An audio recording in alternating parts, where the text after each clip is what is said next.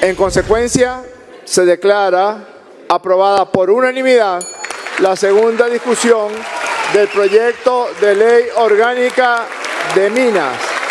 La nueva ley orgánica de minas en Venezuela no es una reforma, es un reacomodo del negocio. Lo primero que voy a hacer es firmar la nueva ley de minas. Esta nueva ley convierte la legalidad en norma operativa sin necesidad de declararla.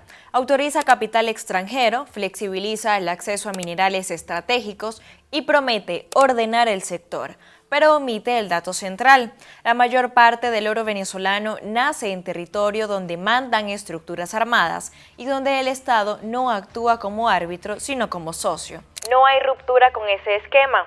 Hay una actualización para hacerlo compatible con el regreso de inversionistas y con una narrativa de normalización tras la reconfiguración política de este año. Queda a partir de este momento promulgada la ley orgánica de minas. Aquí está, se la entrego al pueblo de Venezuela. En el sur del país, el arco minero del Orinoco sigue funcionando como un sistema de gobernanza paralela. Guerrillas, disidencias y bandas locales, los llamados sindicatos, controlan accesos, asignan turnos de extracción, fijan tasas y administran castigos. Cobran por cada gramo producido, regulan el combustible y la maquinaria y determinan quién puede trabajar. La violencia no es episódica, es el mecanismo de control que sostiene la productividad. El Estado conoce esa arquitectura y la utiliza perfectamente. La cadena no se rompe porque es bastante rentable. El flujo del oro ilustra la simbiosis. Sale de minas informales, pasa por plantas de procesamiento bajo control de actores armados o intermediarios y termina en circuitos que lo convierten en algo legal. Empresas estatales absorben parte de esa producción mediante compras directas o a través de esquemas opacos que diluyen el origen. Esta ley que permitirá captar importantes inversiones, en su artículo 5 contempla todo tipo de sociedad, tanto empresas públicas, empresas privadas, empresas mixtas, empresas con participación pública mayoritaria o con participación privada mayoritaria o empresas 100% mayoritarias. Durante años, las alianzas estratégicas sirvieron como bisagra. Operadores con vínculos políticos o militares coordinando extracción, seguridad y comercialización con los sindicatos. La ley anuncia brigadas mineras como sustituto, pero no define estructura ni controles y mucho menos la transición. Cambia el rótulo, pero conserva la función. La ausencia de trazabilidad es el núcleo del problema y la ley lo aborda con estándares verificables. No hay un sistema independiente de certificación de origen ni auditorías obligatorias con acceso público, ni sanciones claras por mezclar oro de procedencia ilícita con producción formal. Sin esos elementos, cualquier apertura a capital externo se monta sobre una base contaminada. La legalidad se vuelve una capa superficial que permite integrar producción irregular en mercados que exigen cumplimiento, pero que dependen de la buena fe del proveedor. El componente internacional amplifica el riesgo. La flexibilización de sanciones y la habilitación de canales para exportar oro desde empresas estatales reactivan el apetito de traders y refinadores. Celebramos esta reforma a la Ley Orgánica de Minas, que representa un cambio de rumbo hacia una nueva apertura económica.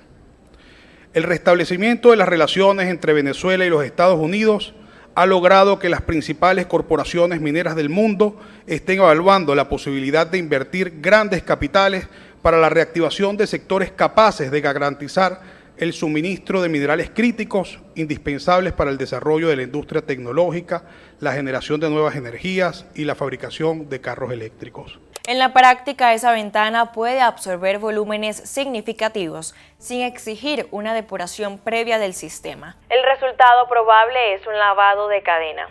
El mineral entra en el circuito global con documentación formal, aunque su origen esté ligado a coerción laboral, pagos extorsivos y control armado.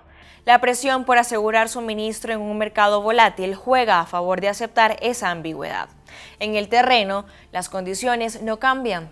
Jornadas extensas, pagos en especie, presencia de mercurio sin control, explotación sexual en campamentos y economías locales capturadas por redes criminales. La ley no introduce garantías laborales robustas ni mecanismos de inspección creíbles en zonas donde la autoridad efectiva la ejercen terceros armados.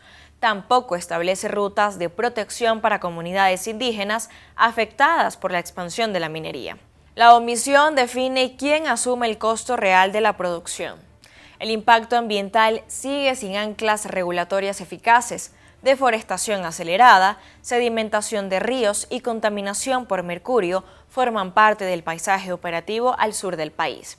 Sin monitoreo independiente ni metas vinculadas de remediación, la expansión, legal o ilegal, profundiza daños acumulativos en ecosistemas estratégicos. La ley prioriza volumen y flujo de inversión, pero no fija límites claros a la degradación ni responsabilidades exigibles a quienes operan.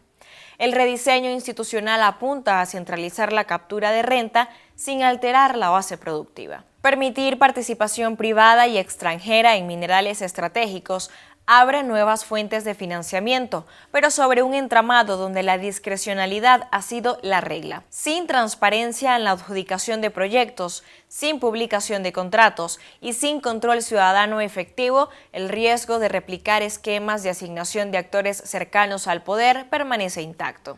La opacidad es funcional, reduce costos políticos y mantiene márgenes de negociación. Para los inversionistas, el mensaje es dual.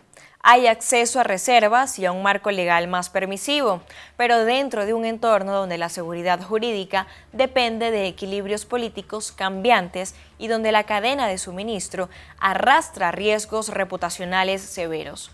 La diligencia debida no puede limitarse a contratos, exige verificar origen, rutas logísticas y condiciones de extracción en territorios donde la información es fragmentaria y muchas veces inaccesible. La ley habilita la entrada de capital sin exigir la salida de actores armados del negocio, legitima flujos sin garantizar su limpieza y reordena figuras contractuales sin tocar la estructura que las hace necesarias. La frontera entre lo legal y lo ilegal no se reduce, se administra. El oro sigue siendo un instrumento de poder territorial y de financiamiento paralelo, ahora con una envoltura normativa que facilita su circulación. No hay evidencia de un plan para desmantelar las economías criminales que dominan la extracción. No hay calendario, ni métricas, y mucho menos instituciones fortalecidas para hacerlo. Sí hay, en cambio, una secuencia coherente: apertura regulatoria, alivio externo y narrativa de estabilización.